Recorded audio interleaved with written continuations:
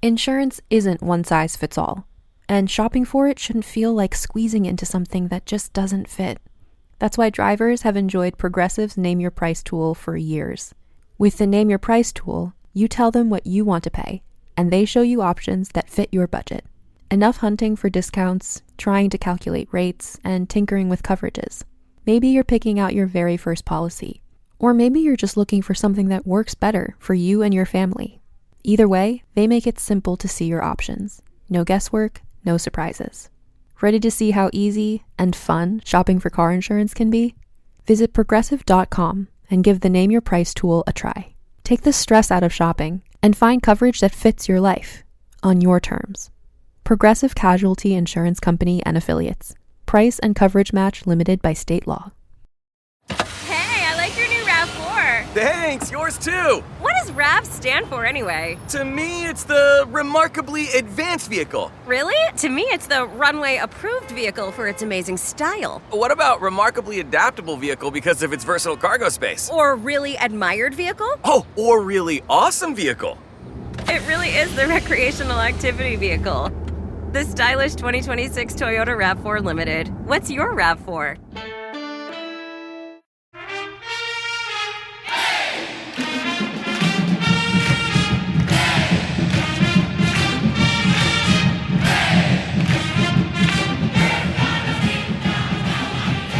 Hey there, Duke fans. Welcome to episode 833 of the Duke Basketball Roundup DBR podcast. Jason Evans here with you. It is Sunday evening, 7:15-ish or so in the evening East Coast time. I am joined by Scott Rich because Donald Wine is just all immersed in World Cup soccer. Scott, how you doing today? I'm enjoying the World Cup as well. I will say I'm enjoying the World Cup a lot more in a group chat with Donald Wine where I can ask him all my dumb American soccer questions. And there are a lot of dumb American soccer questions. I love the World Cup, and then I say, oh, I'm going to get into soccer this time, and then I never do. So now, with Donald reminding me of how fun soccer is, maybe I'll have to, adopt his DC, MLS teams or something like that. Exactly. Yeah, and super excited for tomorrow night's match between the U.S. and Belgium with the news that our red-carded players. We're not going to get into it. I am, Scott, I have to tell you, I have a family sports chat, where all the different Evanses, wherever they may be, talk about sports and stuff. And it blew up this afternoon when news of the rescinded red card came down. There were people who were upset because they felt like the U.S. was going to be perceived as a villain on the world stage and stuff like that. And well, that was exactly my reaction. Was like, oh, the U.S. just went from the sort of fun underdog host team to it's the big bad United States again. Which I imagine there are some American fans who relish that. We're like that in every other sport. Why can't we be like that in soccer? And I think we are now, probably. Yeah, perhaps. I don't know. I don't want to get into a big debate about it. I don't know. I frankly don't know it well enough. Okay. All I know is I'm super excited. We'll ask Donald when he's back on what's going on behind the scenes in FIFA. Yeah, this just in FIFA might be a little bit corrupt. I hope I'm not breaking news there. In any event, we are here not to talk about FIFA, not to talk about the World Cup, but to talk about Duke Blue Devils basketball and ACC basketball. I'll get to the ACC stuff in the back half. In the front half, with the conclusion of the weekend here, we also concluded the Under-17 FIBA World Cup, which was won by the U.S. They defeated Serbia in the championship game, 107-81. The game was actually closer, I think, than that final score for a lot of the games. Serbia gave the U.S. the toughest game they've had in this entire tournament. It should come as no surprise the U.S. has won all 7 previous Under-17 World Cups, and they've won it now to go 8 for 8.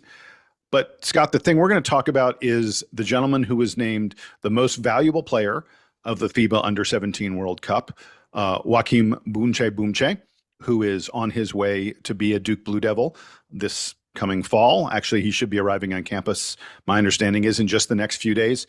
He was the best player for Team USA throughout this tournament, and so no surprise that he won the MVP. But You and I've discussed a little bit of the fact that, like, literally a month and a half ago or so, no one had heard of this dude. And then suddenly you're like, oh wait, he's going to be a big time player for Duke for 2 years, possibly the number one pick in the 2028 draft.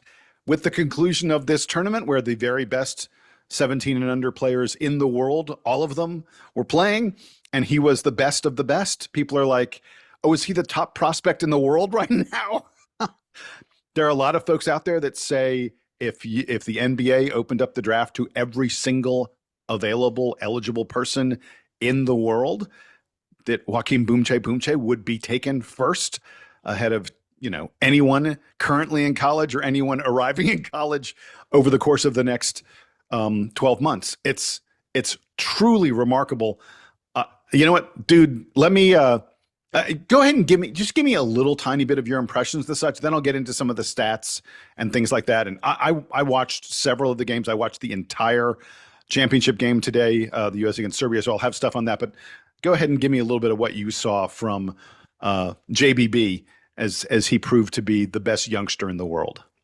Well, I think, the last couple of times we've talked about JBB, we've talked a lot about his ceiling and what he can be and what, we think maybe he'll be at some point in his 2 years at Duke. What I thought was most interesting watching his performance in this FIBA U17 tournament was we sort of saw what his floor is going to be. And his floor is a really, really good player for a top team this year.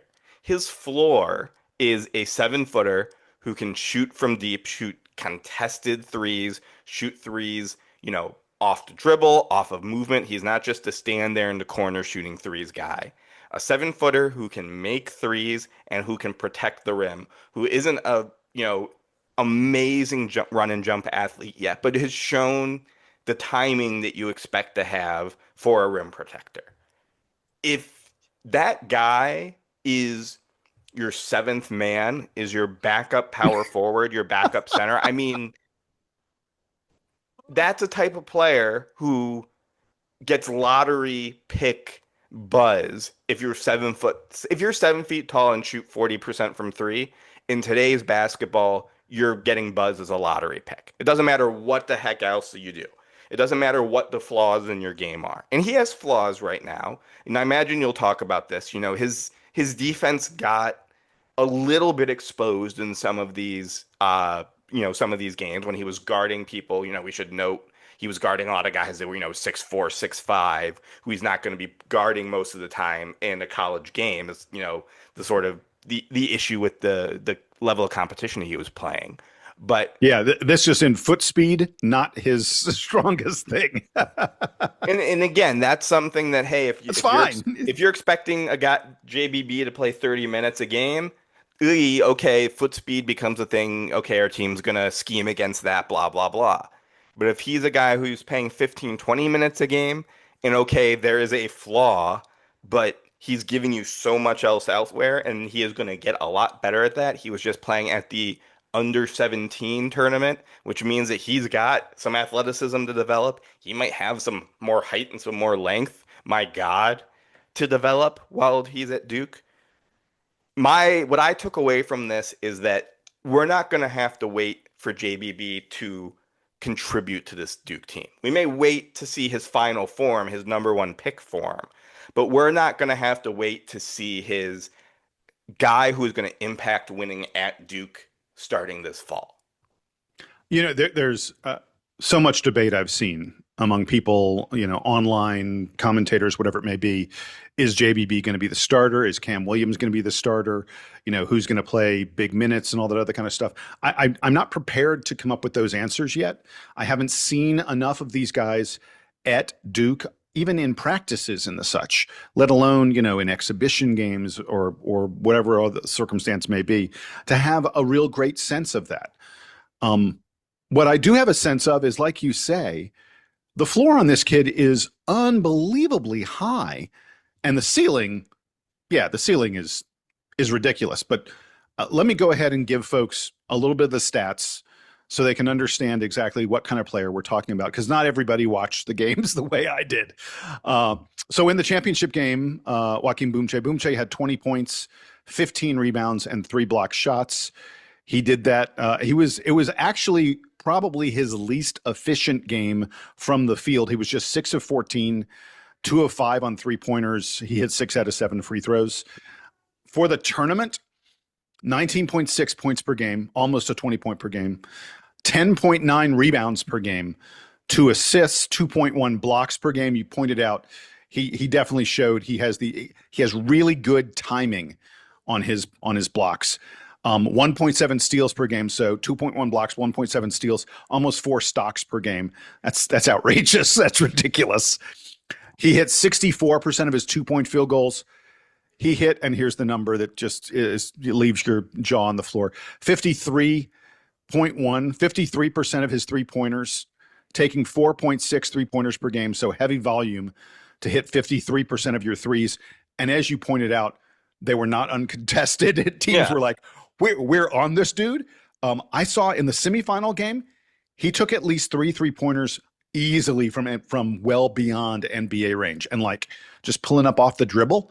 Like his man gave him a little tiny ounce of space, and he went, "Oh, I'm 27 feet out, but I can make this shot." It was these were not your traditional stretch 5 3-point shots, right? When you think of a stretch 5, you think of someone who can make a wide open corner 3. Exactly. He was making this is going to sound ridiculous. He was making the type of threes you saw Victor Wembanyama making in the finals. A guy who's just bigger.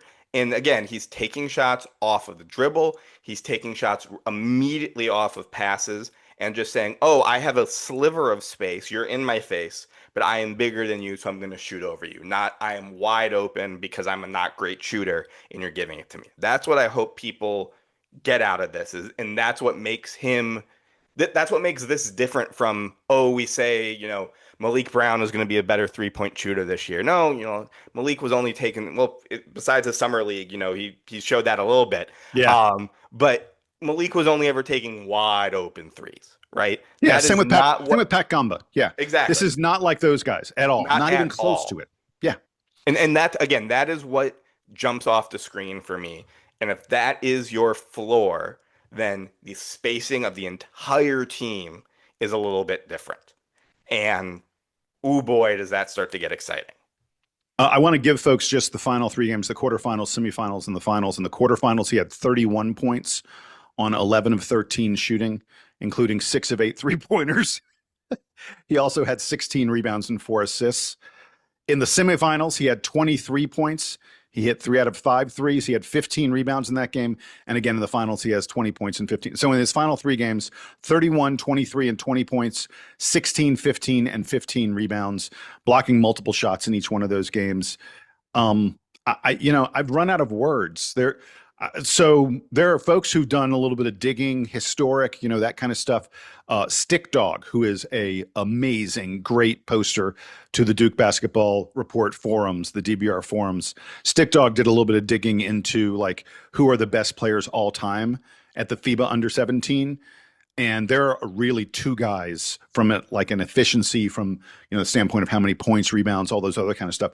2 guys stand out well above every other player in the world who has performed at that tournament. And those 2 guys are Joaquim Boumtje Boumtje and Cameron Boozer, who 2 years ago put up some sick, crazy kind of numbers in his lone appearance at the FIBA Under-17 World Cup. Scott, I don't have much more to say about how incredible this guy was.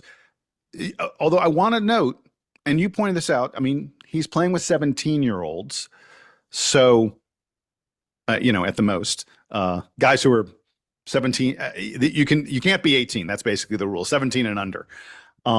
So this is not the same competition he's going to be facing in college. He's going to be facing 20, 21, 22, 23-year-olds a lot of the time in college. And I think that's why we need to pump the brakes a little bit. People who say instant starter, people who say he could lead Duke in scoring and rebounding. I want to pump the brakes on that a little tiny bit, because They're just a lot guys older than him, and we don't have a lot of experience to know how he's going to hold up playing against those guys who are significantly older, who can push back in a way that he hasn't been pushed back upon. The FIBA Under-17 tournament, he was routinely, as you said, playing against guys who were 6'5", and they weren't 6'5" because he was matched up with the opposing wing. They were 6'5" because the opposing team didn't have anybody bigger than 6'5". But yeah, just unbelievably impressive in that setting. And I think that once he arrives on Duke's campus and begins playing against bigger, stronger, more experienced college level players, he's going to have to learn. And the thing that I've seen from him again and again and again is that he knows how to learn. He knows how to adjust to the competition. Like every one of these tournaments, his whole past year or so, if you go back and look at where he was at the start of the year and then his progression, his 3-point shooting got better and better. His rebounding got better and better. His efficiency and knowing where to take shots got better and better. And that says to me, this is a guy who's still continuing to grow, obviously. I mean, I'm talking about a kid who just turned 17 like 3 weeks ago or something like that. So it shouldn't be surprising that he is continuing to get better. And I think learning at Duke for 2 years is going to be really, really special for him. And one of the things I forget, I think it was after when the Adidas tournament, there was sort of a 5-minute long interview that came out with him. It was put up on YouTube. Yeah. This dude is very, very, self-aware for a 16, 17-year-old kid. What he conveyed in that interview was he pitched to college programs, I want to come and I want to play for 2 years. He pitched that to college programs because he knew that he needed to come play against that level of talent. And he sort of knew what he needed to work on in his game to get where he needs to go. Everything that you read about this kid, when you hear him talk, the second he comes on campus and John Shire says, hey, if you move like that, they're switching on to you, and we can't put you on the floor anymore because you're not guarding that pick and roll switch right.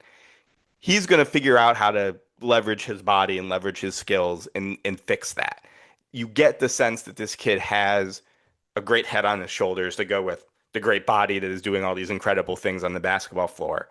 And he's not going to just rest on his laurels and rest on that 3-point shot and rest on being bigger than other guys. He wants to get better. That's why he's coming to Duke. That is why he came to Duke, to fight for a role rather than go to some other program where a role was going to be handed to him. And again, the luxury that we have as a program to say, if he ascends, heck yeah. If it takes him a little while longer, you're one of the best backup bigs in the country.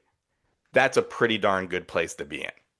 It's crazy. It is crazy. I want to very briefly just mention, because I got to watch a pretty fair bit of both the championship game and plenty of other games. Beckham Black, who I've mentioned before on this podcast, a guy that Duke has offered in the class of 2027. Beckham Black of Team USA was also named. There were only 2 members of Team USA named to the all-tournament team. Obviously, JBB was one of them. He won the MVP. But Beckham Black also made the 5-man all-tournament team. I think over the course of the entire tournament, he was clearly the second best player for Team USA. He averaged almost 12 and a half points per game, 8.3 assists per game, and he was dropping some dimes that were just like crazy stuff.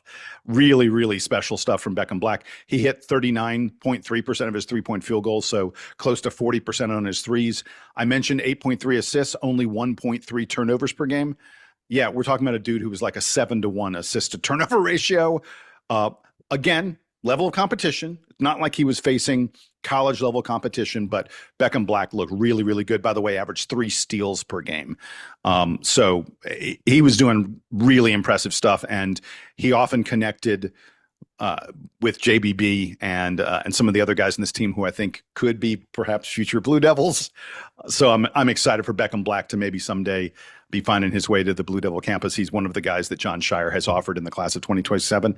And then I also wanted to mention, even though he will not be coming to Duke, in the championship game, there was a guy named Nicholas Kusturica for Serbia.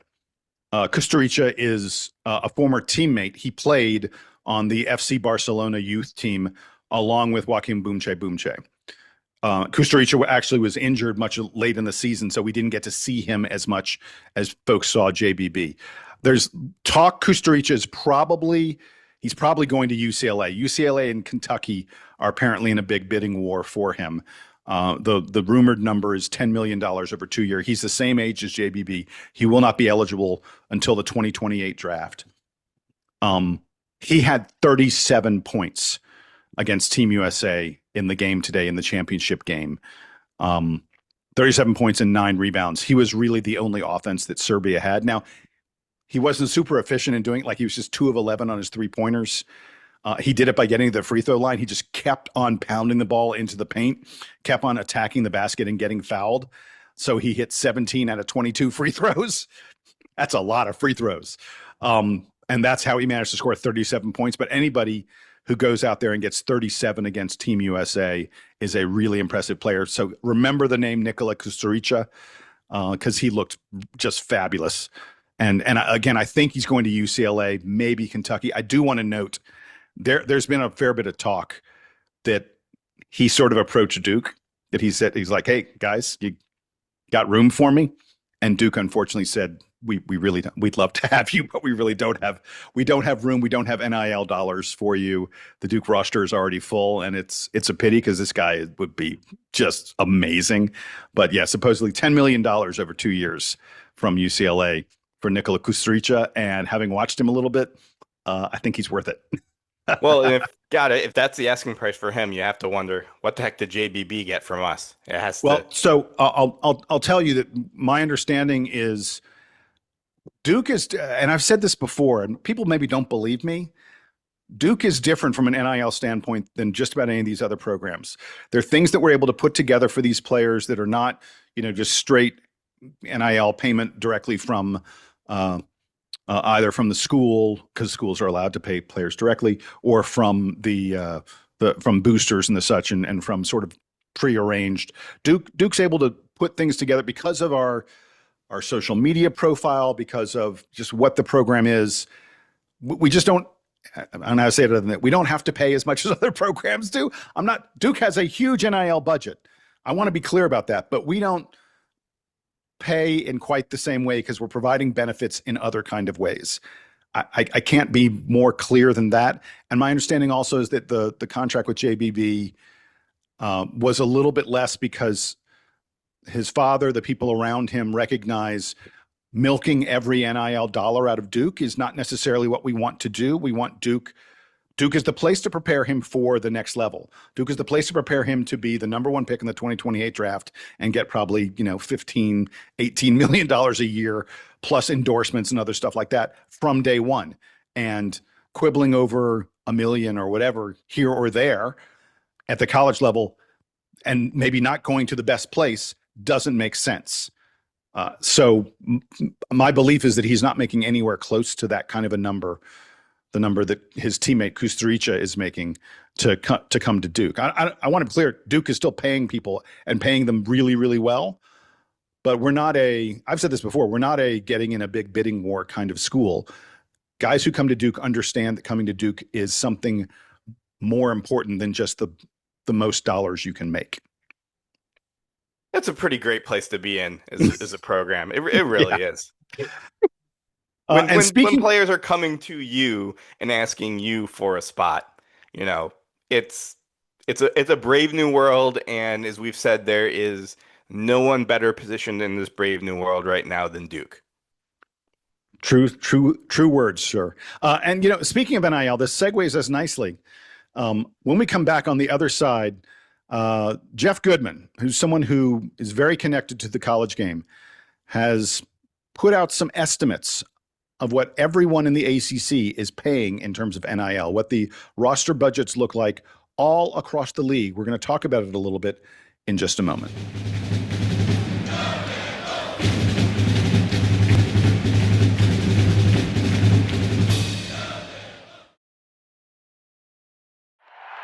This is going to be an extremely busy month.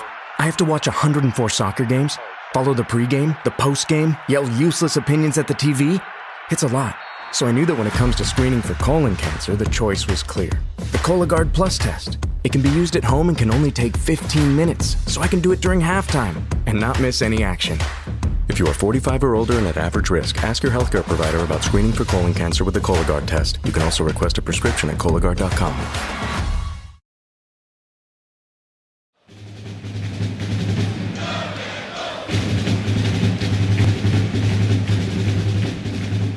All right, we're back from the break here on the DBR podcast. Jason and Scott, Donald busy doing his World Cup thing. And there was a podcast done this week, a video podcast done by the Field of 68. It featured, among other people, Jeff Goodman. Jeff Goodman, toward the end of this podcast, started discussing both power rankings for the ACC and NIL spending in the ACC. And he says, and I have no reason not to believe him. I've met Jeff Goodman, by the way, on a few different occasions, covering various, NCAA tournament and Duke basketball games and such. I've chatted with him. Really good guy. In fact, I should have him on the podcast sometimes. I've got his phone number. I should have him on the podcast sometime soon. I should do that. We'll do that sometime soon. Anyway, Goodman is connected. When Goodman says something, he's not just pulling a number at random. He is someone who talks to head coaches, assistant coaches, general managers, and the such. He's coming at you with legitimate information. And Scott, he broke the ACC into 4 tiers of how much schools spend. And he said, and I want just folks to understand, if you want to get out a little piece of paper and write this down, numbers could be interesting, could be useful to you. Tier 1, he said, these are the schools in the ACC that are spending $18+ million on their roster in NIL. It should come as no surprise that Duke is one of them. He says Duke, Louisville, UNC, and Virginia. Those are the 4 schools that he says are spending $18+ million. It's worth noting that some people who were on the podcast with him were a little bit surprised that he put Virginia in that group. He pointed out, he was like, Virginia did an incredible job of retaining players. Like, Virginia had some really good players in their roster, and retention is not cheap in this day and age. So he said he absolutely thinks he's heard and he believes that Virginia is in that same tier 1, 18 million plus. Duke, Louisville, and Virginia and UNC are all in that tier. He also noted, he's like, Duke's kind of harder to project than anybody else. I just talked about this. He was like, they can pay less and provide more. And he alluded to some of the things I was alluding to earlier when I was talking about the fact that, again, I'm not saying Duke isn't paying handsomely, but one of the reasons I think we have the most talented roster around, and yet I don't think we necessarily have the most expensive roster around, is because of these intangibles. Yeah, well, I mean, that's the magic of Rachel Baker, is why pay these guys directly when you can get State Farm to run a commercial with Cam and Caden Boozer every commercial break for all of, March Madness. Exactly. Or get every Cooper Flag to be on every single commercial everywhere. Get, the Slam magazine covers, all of those things. I love that Jeff said that, and it goes to everything you've sort of reported on here, this idea that guys who are coming to Duke, it's not they are getting it's not a pure dollar amount for a year. It is, here's your baseline, but oh, by the way, you're going to get this much from this endorsement and this much from this opportunity and this much from the Amazon Prime games and the deal there and all those things. Yeah, exactly. Which I have to imagine becomes harder for someone like Jeff Goodman to, track down and report what those raw numbers actually are, but it's not the traditional, and again, we say traditional, it's only been happening for a couple of years now. But this isn't the, traditional money directly from a collective, directly from the university or their donors. Which again is a pretty darn good place for Duke to be in, where Duke is not scraping for every dollar and figuring out how, put the endorsement on Cameron Indoor Stadium to rack up the NIL budget, which a lot of other teams and a lot of other programs and a lot of other big name programs are doing. Michigan football is laying the groundwork to start putting jersey patches on and start having advertising in the big house for the first time ever. So again, nice to be a Duke fan when we can pay our basketball team like the big boys and not have to sell our souls to do it, by all accounts. There you go. Exactly. All right. So let's go through the rest of the ACC very quickly. Again, I said tier 1 was Duke, Louisville, UNC, and Virginia. Tier 2, which Goodman says these are teams with budgets, rosters that in the $14 to $18 million range. NC State, Miami, SMU, and Syracuse. There was a little bit of pushback on Syracuse from some of the other folks on the panel, folks who think Syracuse may be just a little below the rest of those teams. But NC State, Miami, SMU, he believes are in the $14 to $18 million kind of range. Tier 3, Virginia Tech, and these are teams spending between like $8 and $14 million. He said Virginia Tech, Cal, Georgia Tech, Clemson, Pittsburgh. Some thought that Pittsburgh is probably close to the bottom of that tier and that Virginia Tech is up at the top of that tier. And Virginia Tech may even be in tier 2, spending the same kind of money as like as an SMU or an NC State. And then tier 4 at the very bottom, teams that are spending less than $8 million, Stanford, Notre Dame, Florida State, Wake Forest, and Boston College. I don't know that any of those should be a big surprise to anybody. I don't know. Maybe, Florida State, I usually think of as a team that has a little more money. Wake Forest is a team, Scott, I just want to mention, Wake is a team that has been absolutely decimated by the NIL era. I believe that Wake is one of the smallest power conference schools in terms of, I think they may be the smallest in terms of overall attendance, enrollment. You mean enrollment? That's the word I was looking for. Thank you. That Wake Forest is the smallest of all the power conference schools, and Wake is really struggling from a financial standpoint to keep up. A lot of folks on this panel felt that Wake probably had the lowest NIL budget of any school in the ACC. And Scott, we can recall Wake Forest, before NIL was a thing, Wake Forest was good all the time. Like when the portal existed, but NIL really wasn't as much of a thing. Remember, Wake was getting all ACC caliber portal transfers every year. And now there are a lot of folks who think that Wake Forest may be the worst team in the ACC this year. I really feel for that program that for a long time could compete when money didn't matter. They were Notre Dame's another one. When money didn't matter, that was a team that could make the Sweet 16, Elite 8 all the time. And now these are programs that are they've been decimated by the money. It's kind of sad. Well, the Notre Dame and the FSU also stuck out as surprises to me, just because we've seen how football programs have sort of brought up basketball programs in a lot of schools. A lot of traditional schools that are football powerhouses in the NIL era, it's sort of been like, hey, we have enough money for the football program right now. How about you direct some of that love to the basketball program? And that's how you've seen Alabama all of a sudden become a, every year good team. How you've seen Auburn, before Bruce Pearl retired. Michigan. Yeah, you've seen Michigan, Florida.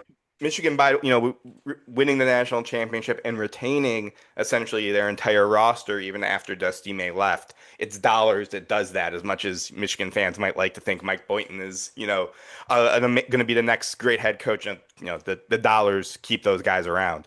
So again, it's surprising to me that Notre Dame and Florida State, two teams that Notre Dame specifically, by all accounts, are swimming in NIL dollars on the football side of things, doesn't have any of that money to direct towards also being a competitive basketball program. Yes, Notre Dame is an outlier in everything in college sports. So that sticks out to me. And again, I agree with you on Wake.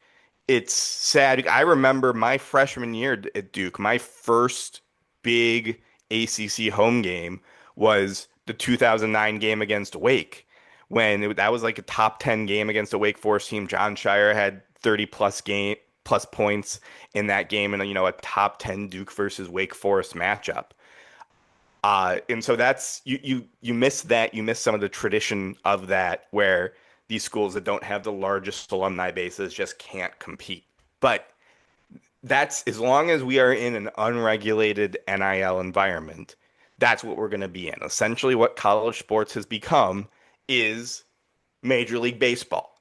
It's become, you can pay whatever you want to pay without even the constraints of a luxury tax, without even the constraint of revenue sharing, right? Right now, we are in a situation where If you have the money, there's nothing preventing you from using it. If you don't have the money, it's arguably even a worse situation in Major League Baseball because you have no mechanism by which to retain your players. If you drafted the guy, you don't get him for the first 7 years of, their MLB career, minus, with arbitration, blah, blah, blah, right? So this is going to continue to be the norm until someone steps up and says, college athletes are professionals and there's collective bargaining and there's an agreement to the rules.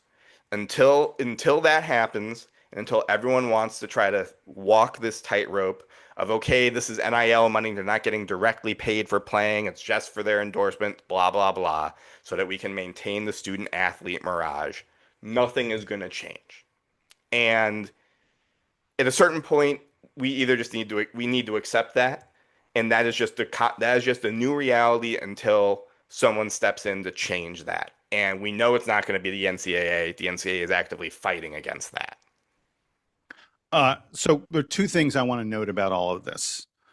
One is to go back to our list of, the various tiers. I want to shout out Clemson and Brad Brownell. Love John Shire. I adore John Shire. No one in the ACC gets more out of less than Brad Brownell. Clemson is, a contender for the double bye. Clemson is, a contender for the league crown every damn year.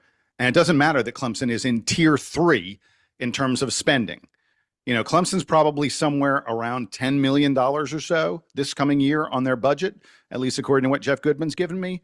$10 million, and they're going to, I guarantee you, they're going to be competing with schools spending 15, 18, 20 plus million dollars on their rosters because Brad Brownell he's an absolute genius at getting the most out of his players. So I was looking at Goodman's tiers and I was like, oh, like Miami could maybe, rise up, or we've seen SMU do that in recent years. I'm looking at, teams in tier 2, and then I look down to tier 3 and I'm like, Jesus, Clemson's in tier 3 and they're always in tier 1 in terms of how they perform. That's really impressive. The other school, I feel like Virginia Tech is a school that I like what their roster looked like for next year. I mean, we're not going to get into the whole Virginia Tech to me could really contend in the ACC this year. But anyway, bottom line, I just wanted to shout out Clemson because I really think what they're doing, Brad Brownell knows how to, he doesn't have as much money as everybody else, but he knows how to spend it and he knows how to get the most out of those guys. And then the other thing, go ahead. I was going to say, we should also shout out Jay Lucas, a guy who by all accounts is, a tier below the big boys in terms of dollars and cents. But I think you have a real argument that they have a top 4 in the ACC roster. I agree. Without having a top 4 in the ACC budget. They're a team that has a very high ceiling in the ACC and is, by all accounts, doing it with less money than the big boys in the conference. Truth. Absolutely. I completely agree with you. All right. So the other thing I wanted to mention about all this, you were talking about this disparity and, until it gets fixed. And I was lamenting, a school like Wake, a school like Notre Dame, a school like Georgia Tech. There are a lot of schools out there that just, they can't spend to keep up anymore. And they used to be able to keep up when spending wasn't a thing. As Duke fans, we are incredibly lucky. We have, first of all, we have a program with a reputation that allows it to compete. We have we talked about all these intangibles that allow Duke to compete even without the money, but we have some very, very wealthy, very loyal Duke supporters out there who make sure that this program has the money to be able to compete for the players that they want to get. So we are unbelievably blessed. That said, Scott, even though it imperils Duke's place at the very, very top of the sport, I would be happy if there was some kind of system in place that made all of this a little bit more fair. I think that Duke would still come out pretty darn well in a system like that. But at the moment, it is unbalanced. It is not fair. There are power conference programs who simply know going into the season, I don't have a prayer of competing with Duke, with Michigan, with Florida, with UNC, with Louisville. I could go on and on. With UConn, there's a long, long list of with Kentucky. with these other programs who are going to spend 15, 18, 20, 25 million dollars on their roster. I can't compete with that, so I can't get players to compete with that. And I think that's unfortunate for the game, even though as a Duke fan, I really, really enjoy it in some ways. Well, I'm with you on that. I think that, we've seen enough from John Shire to know how agile he is. And if something tells me if that ruling came down, he would find a way to still position Duke in that new world order, just as well as it is now. I think the other thing that you've alluded to that is worth emphasizing is that Duke is doing this without the outward challenges that a lot of these other programs are doing. I mentioned how, I still get Duke, Michigan Athletic Department emails from when I was a student there.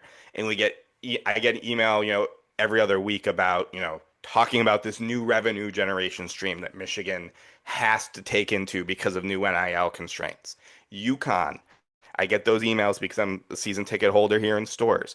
I can't tell you how many emails I get basically saying, hey, we need every dollar we can get in order to make UConn stay UConn, right? So these are two programs that have won 3 of the last 4 national titles and are essentially coming hat in hand to their season ticket holders over and over and over again to stay at the top of the sport.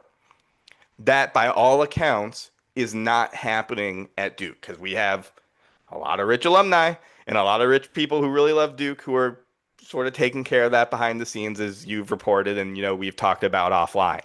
And by the way, it's worth noting that's Duke basketball. The Duke football team does do a fair bit of soliciting of of alumni networks and the such, and and there's a football collective kind of thing that exists out there.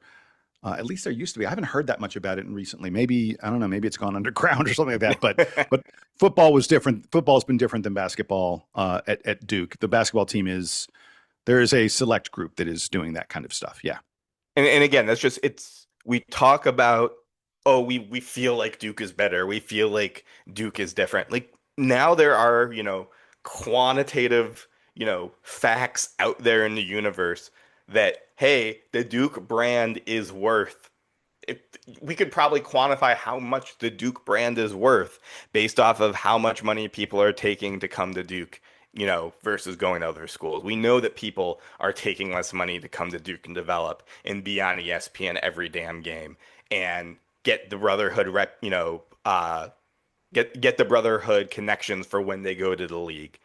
It's a good place to be in, and it's been a not fun off season given the way that things have last year ended, given the way the last 2 seasons have ended.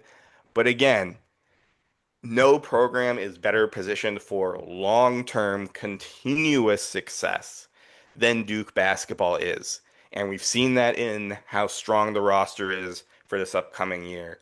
And if you put yourself at the top of the probabilities and you keep rolling the dice, and that's what March Madness is, eventually you're going to come up on top. And the law of large numbers, that thing you might have remembered in your probability class way back in your Duke education days, the law of large numbers said over enough tournaments, over enough random events, the team that positions themselves the best is going to end up winning the most. We're still in good shape for that to happen. We need some more numbers. We need a few more rolls at that dice, or a few more rolls of the die. But we have every reason to think that it's going to be another year this year where we got a pretty damn good chance of getting number 6. There you go, buddy. I can think of no better way to close the podcast than that. So with that, he is Scott Rich. I am Jason Evans. We are thrilled you joined us here on the Duke Basketball Roundup. Donald Wine will be back with us very soon. Eventually, sometime. Yeah. Eventually, possibly, depending how long USA keeps winning. Yeah. Actually, I hope I don't speak to Donald for a couple weeks. Until then, I'm Jason, he's Scott, and this is the Duke Band playing us out and taking us home.